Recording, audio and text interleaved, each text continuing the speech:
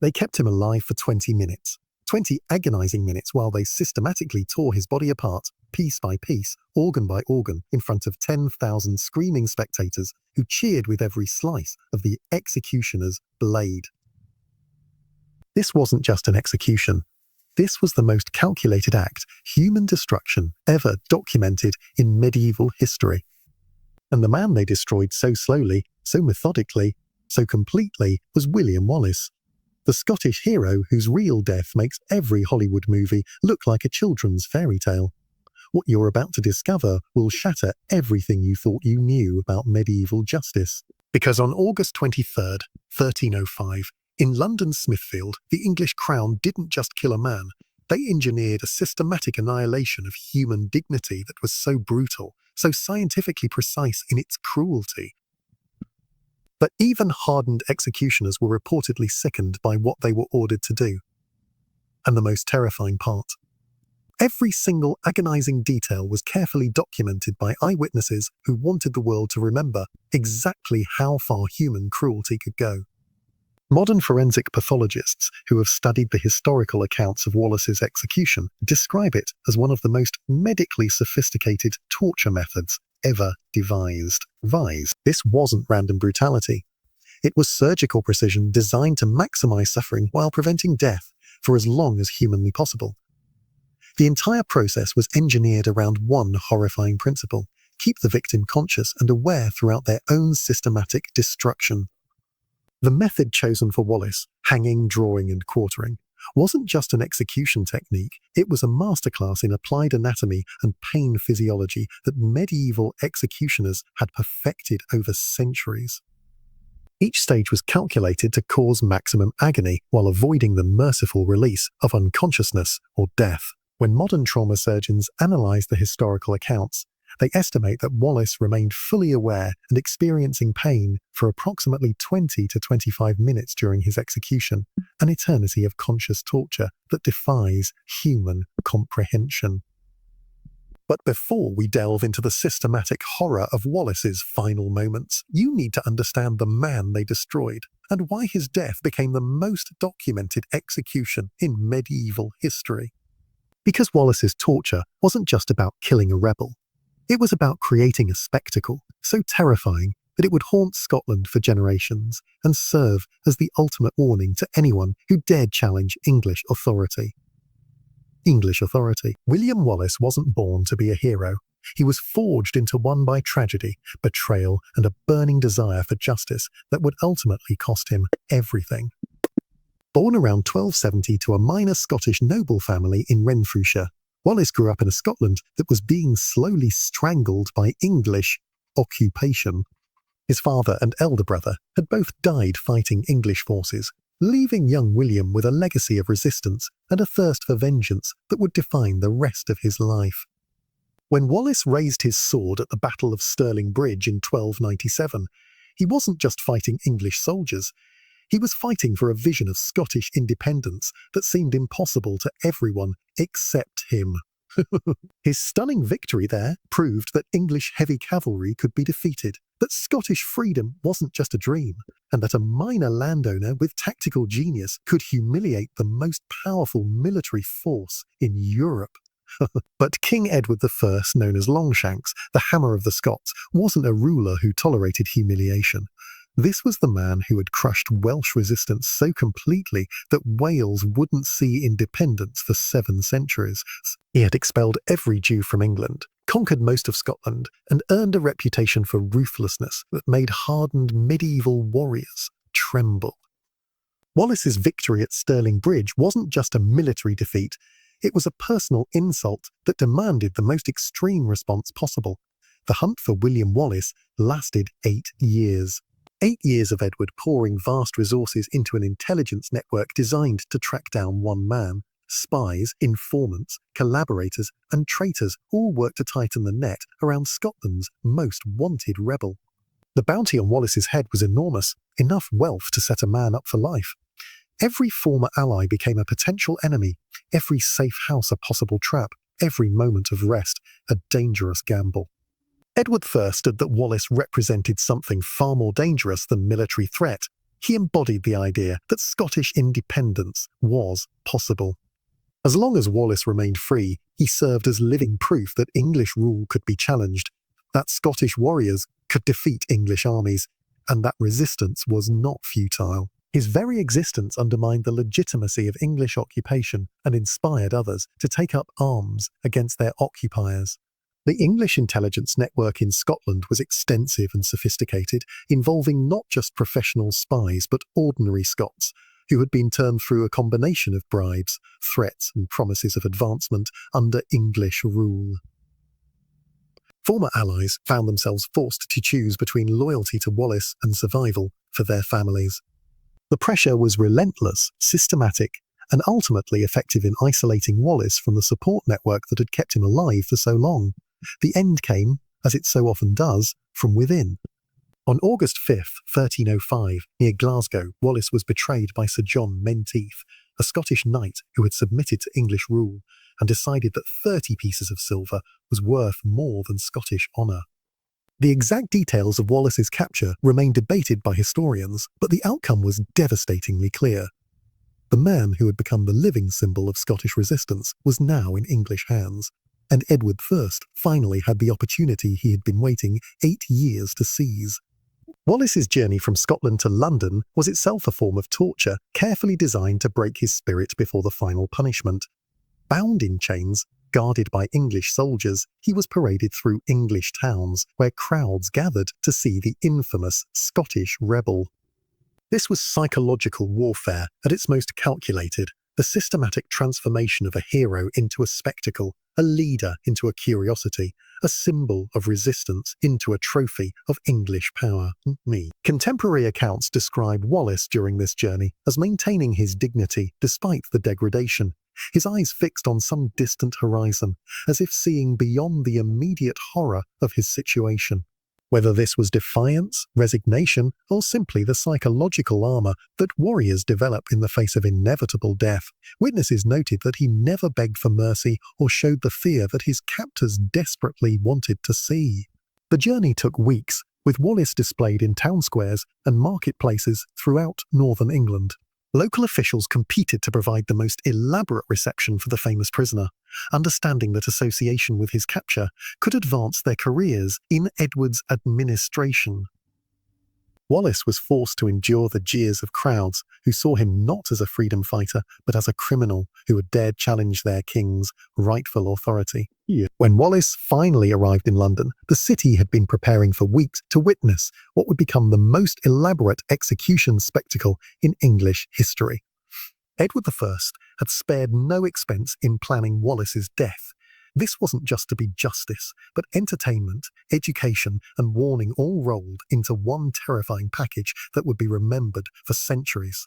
On August 23, 1305, William Wallace was dragged before a court at Westminster Hall for what the English called a trial, but what history recognizes as one of the most cynical legal farces ever conducted.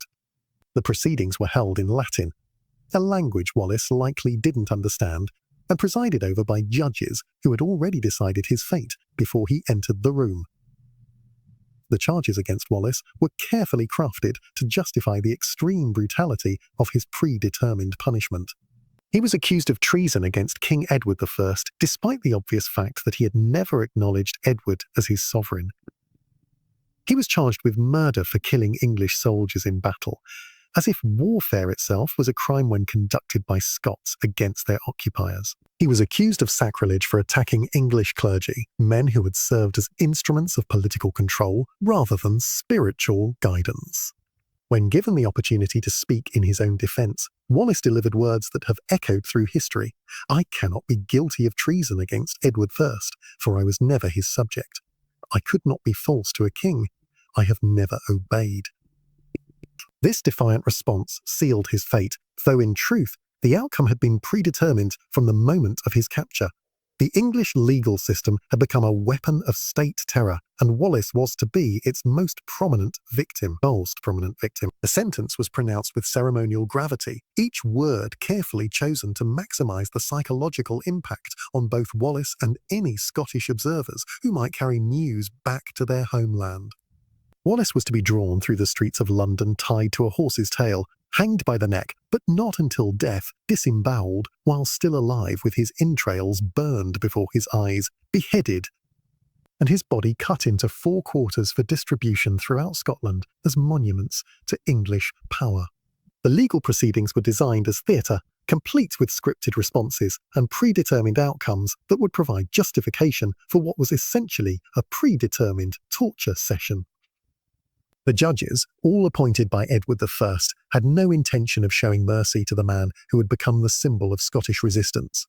The trial served to legitimise what was essentially state-sponsored terrorism, providing a veneer of legal process to what was actually calculated brutality. The morning of August 23rd dawned clear and warm in London, perfect weather for what the English authorities had transformed into a public holiday. Vendors had set up stalls selling food and ale to the estimated 10,000 spectators who had gathered from across England to witness the death of the Scottish rebel. This wasn't just about justice. It was entertainment designed to reinforce the power of the English crown and the futility of resistance. Wallace was first stripped naked and bound to a wooden hurdle, a crude sledge designed to maximise humiliation and physical suffering. The route from the Tower of London to Smithfield had been carefully planned to ensure maximum exposure and degradation. As he was dragged behind horses through London's busiest streets, the cobblestones tore at his flesh, leaving a bloody trail that marked his final journey. The crowds that lined the route were encouraged by authorities to jeer, throw refuse, and participate in his humiliation. The procession moved slowly through London's narrow medieval streets, allowing maximum time for crowds to gather and for Wallace's suffering to be prolonged. Contemporary accounts describe the route as carefully planned to pass through the city's most populous districts, ensuring that as many people as possible would witness his degradation. The symbolism was deliberate. This was the path that all enemies of English rule would eventually travel. At Smithfield, London's traditional execution ground, a scaffold had been erected specifically for Wallace's death, complete with all the implements necessary for hanging, drawing, and quartering. The crowd here was even larger and more boisterous, with the best viewing positions claimed hours earlier by spectators who had paid premium prices to witness the spectacle up close. The carnival atmosphere was deliberately orchestrated. The English wanted Wallace's death to be remembered not as martyrdom, but as celebration. The executioner who would perform Wallace's dismemberment was a professional who had likely conducted dozens of such killings. His skill lay not just in causing maximum pain, but in keeping the victim alive and conscious for as long as possible. Death was to be the final release, not the culmination of suffering, and every technique was designed to postpone that mercy for as long as humanly possible. Modern medical analysis of the hanging, drawing, and quartering process reveals the sophisticated cruelty involved in each stage. The hanging was performed with a short rope that would cause strangulation rather than the quick death that results from cervical vertebrae dislocation. The victim would be left hanging just long enough to experience the terror of suffocation and the beginning stages of brain oxygen deprivation, but not long enough to lose consciousness completely. Wallace was first hanged by the neck, but the rope was positioned and timed to ensure strangulation rather than the quick death that would result from breaking the cervical vertebrae. The crowd watched as he struggled for breath, his face turning purple, his body convulsing in the universal dance of asphyxiation. Medical experts estimate that he was kept in this state for approximately 3 to 4 minutes, long enough to experience the terror of impending death, but not long enough to lose consciousness completely. The crowd's reaction to this initial torture was carefully documented by contemporary observers. Rather than horror or sympathy, the spectators showed enthusiasm and entertainment, treating Wallace's suffering as a form of public theatre. This reaction had been carefully cultivated by English authorities who wanted to ensure that Wallace's death would be remembered as a celebration of English justice rather than as the martyrdom of a Scottish hero. Just as Wallace began to fade, he was cut down and revived, still alive, still aware of what was happening to him.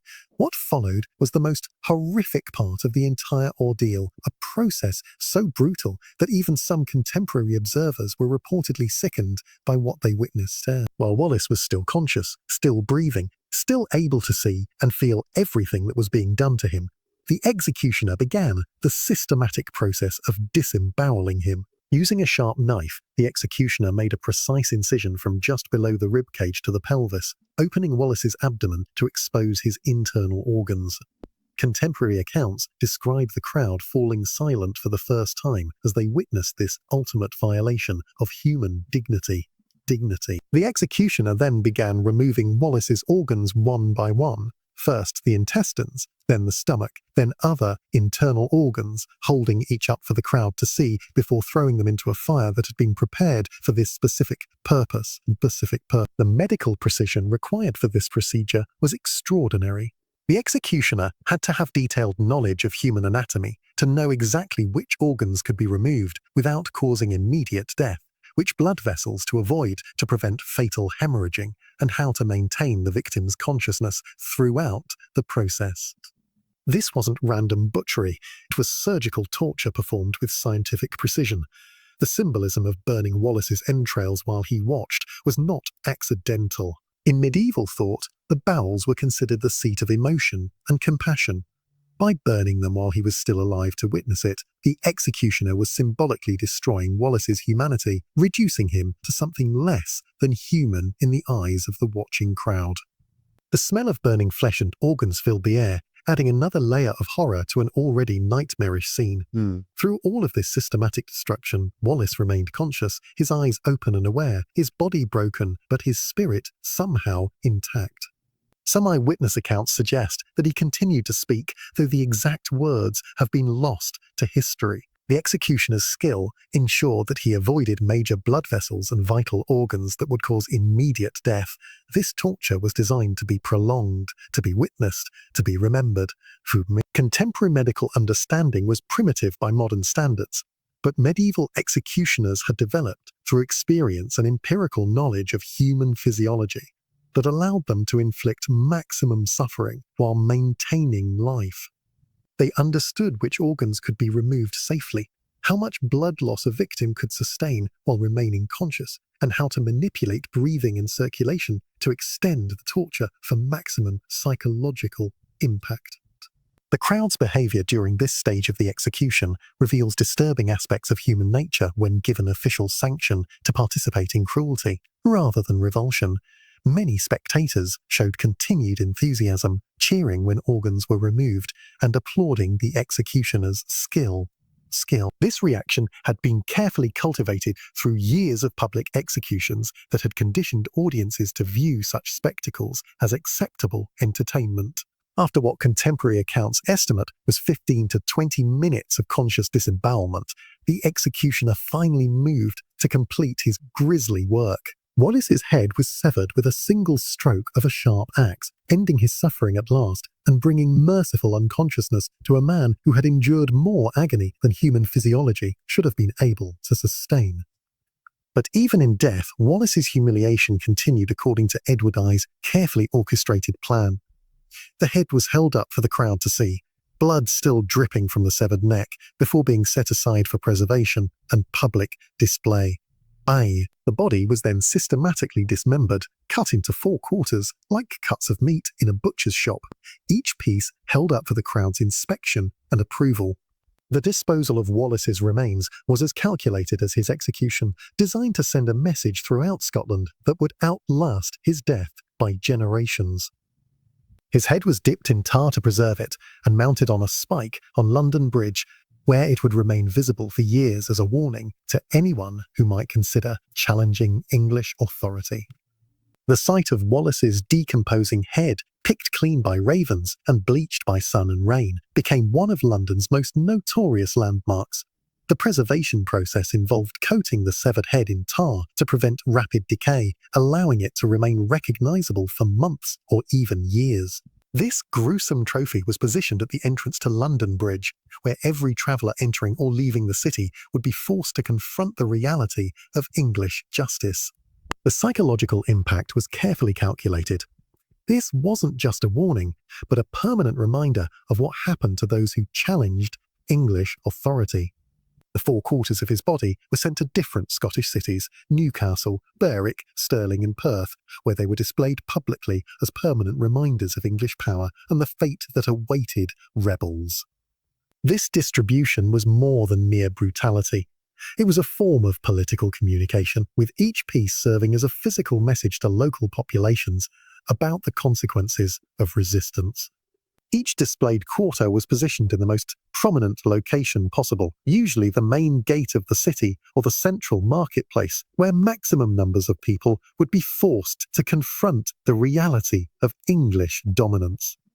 The psychological impact was carefully calculated.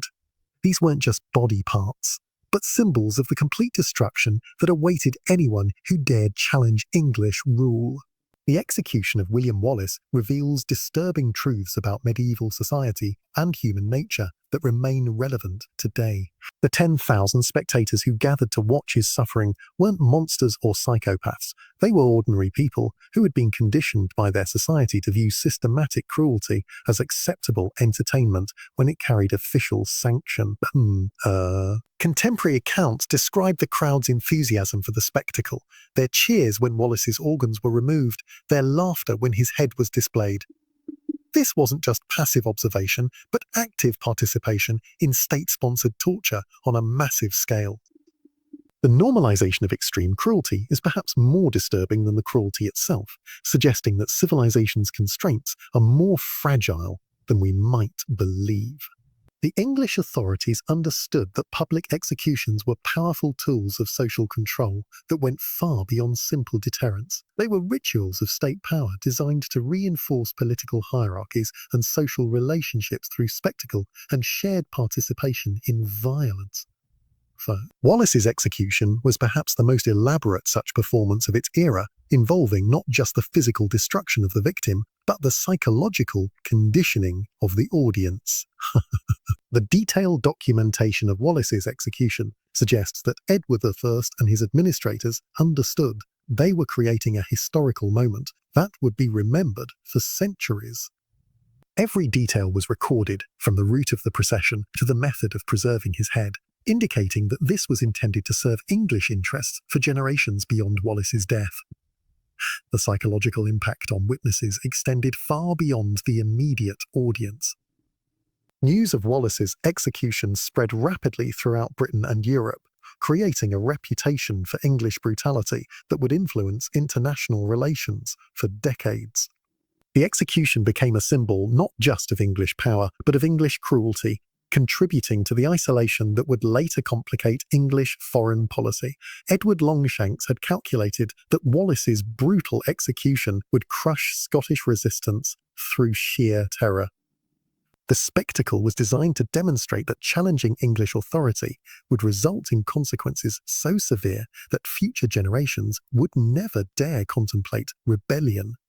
In the immediate aftermath, this strategy appeared to work perfectly. Many Scottish nobles who had supported Wallace either fled the country or submitted to English rule, calculating that no cause was worth such horrific death. But Edward I had fundamentally misunderstood the Scottish response to martyrdom. Rather than crushing resistance, the extreme brutality of Wallace's execution actually strengthened it by providing Scottish rebels with a powerful symbol of English cruelty and a rallying cry for vengeance that would resonate for decades.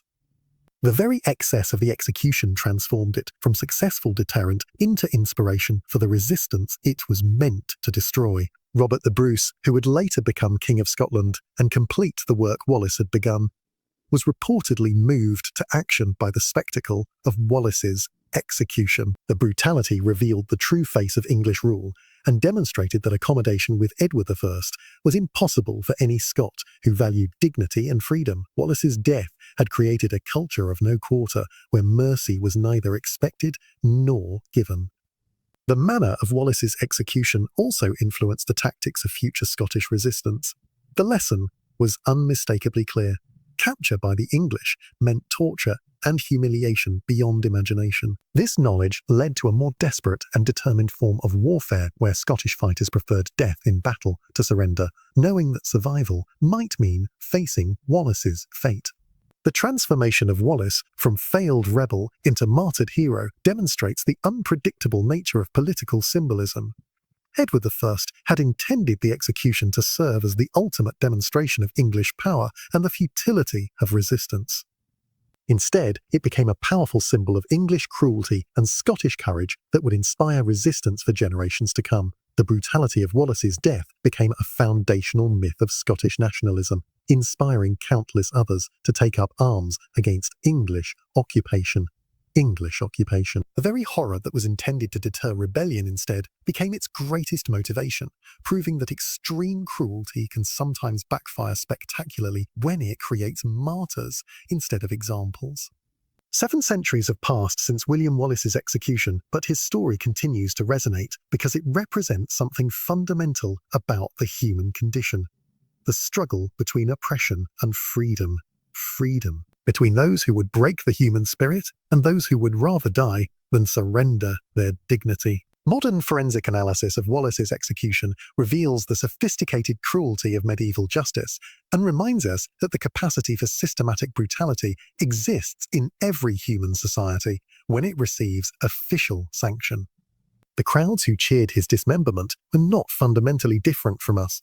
They were products of their time just as we are products of ours, conditioned to accept as normal what we now recognize as horrific.